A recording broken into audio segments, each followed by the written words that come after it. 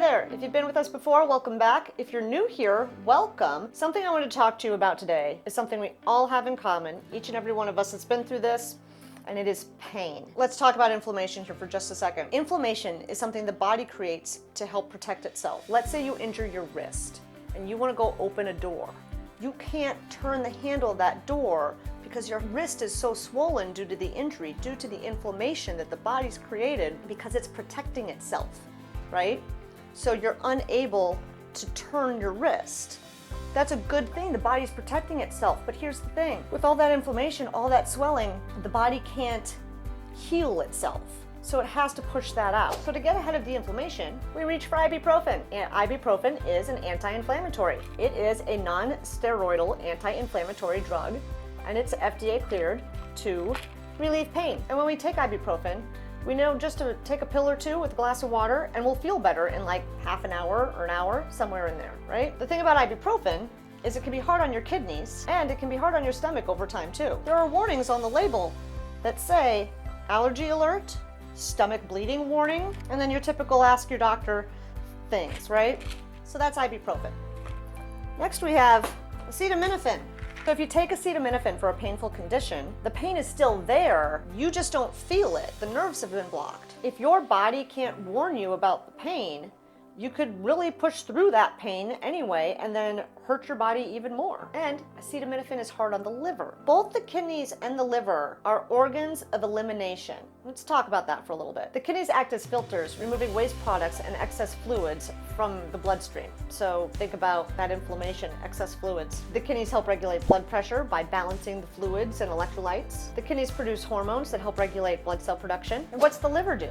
Well, the liver is also an organ of elimination, so it's going to help remove toxins and waste from the body. The liver also helps with metabolism. It plays a crucial role in processing nutrients from the food and then converting that into energy. The liver also helps with maintaining blood sugar levels. It stores glucose and then can release it into the bloodstream when it's needed. And let's not forget about immune function. The liver filters bacteria and other harmful substances from the blood to help the body fight against infection. Pain relievers have been a great option for helping to relieve pain, but they can come with side effects, warnings, and allergy alerts. However, we have another option for pain relief, and that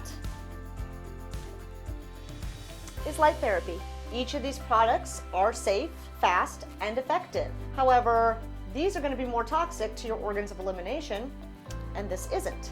In the creation of this video, I wanted to put together a Venn diagram so that we could easily see some of the ways that we can handle pain management in our home. So on the left, we have pain relievers, and here on the right, we have light therapy, and in the center, we have pain relief. So on the left, with pain relievers, and on the right, with light therapy, they each reduce and relieve pain. They're each fast-acting. The light therapy side is going to increase circulation chemically, that's using photobiomodulation. And then the left side, we have kidney or liver warnings because we know these pain relievers can be toxic to our liver and kidneys. The light therapy is going to ignite cellular repair and production. The pain relievers also come with allergic reaction warnings. So just thought that this would be a nice little visual to see in a Venn diagram. Love Venn diagrams. Using light therapy into your life. So some people get started small. They use light therapy for small things like small bruises, scratches, small cuts, abrasions, that sort of thing. After all these years of using light, I use it for anything and everything I can put it on. Everything from paper cuts to burns to stubbed toes, acne, you name it, I'm putting light on it. Another way you'll start to use light is to help support your body more and to support your body's systems. So if you're having digestive health issues, you might target it over your stomach. Now you're going to want to get it on the skin if at all possible, but more on that later. If you wanted to support your lymphatic system, for instance, the lymph nodes under your chin here, you would place it there. So you're targeting the systems of your body that you want to put more support toward. It feels warm and it feels soothing. And it doesn't get too hot. Now, pro tip, if you have a light that's getting too hot, you need to talk to the manufacturer about that. That is not, your lights should not be getting hot. I like to do 20-minute sessions, or if I hurt my wrist, just go and put a light on it, wrap it around it, and get around to what I'm doing that day, or sit down and watch TV, or work at the computer and be able to apply light. It's also so very soothing, especially things that you can target over and get into a relaxed state with light. It is an incredible feeling, and it really gives back to your body. So these are just a few ways to use light in order to ignite your body's natural healing process.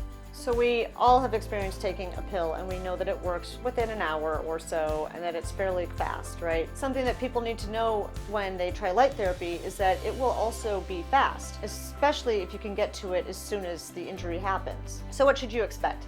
Well, expect shifts to happen quickly, from 3 minutes to the next day, depending on what condition you're working with. Something like a small cut or bruise begins to really move through the healing process quickly within a few days. Something more chronic may take longer, up to weeks, to really start noticing major shifts, but it's happening. Generally, people feel much more relaxed after using light therapy. You may expect to have what we call releases. So those would be things like yawns, sneezing, big sighs. If you're watching somebody else do it, you often notice these things more than when you're doing it yourself.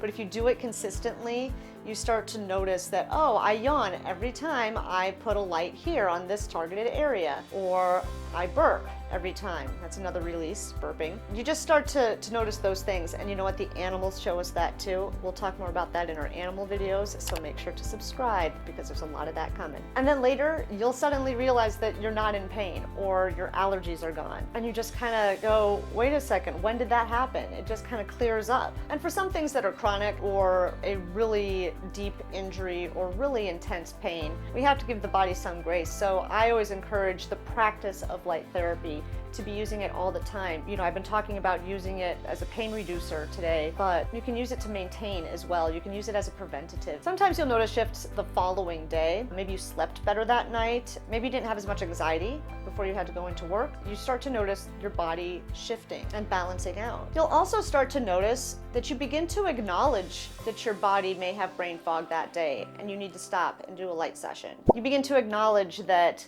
you have a scratchy throat, and maybe it is a cold coming on. Instead of swallowing over and over, trying to decide what you should do, if you should do something, it gives you the confidence to go ahead and take action on these things when you notice the symptoms arising.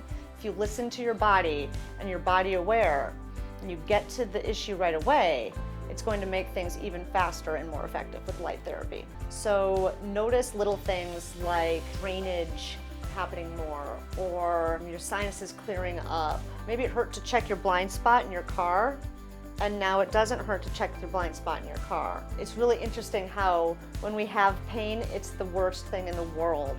But then when that pain's gone, we kind of forget about it. We forget that we even had it, and we have to actually think about, well, which side of the body was it on? How bad did it hurt? So being body aware is really great when you start doing light therapy.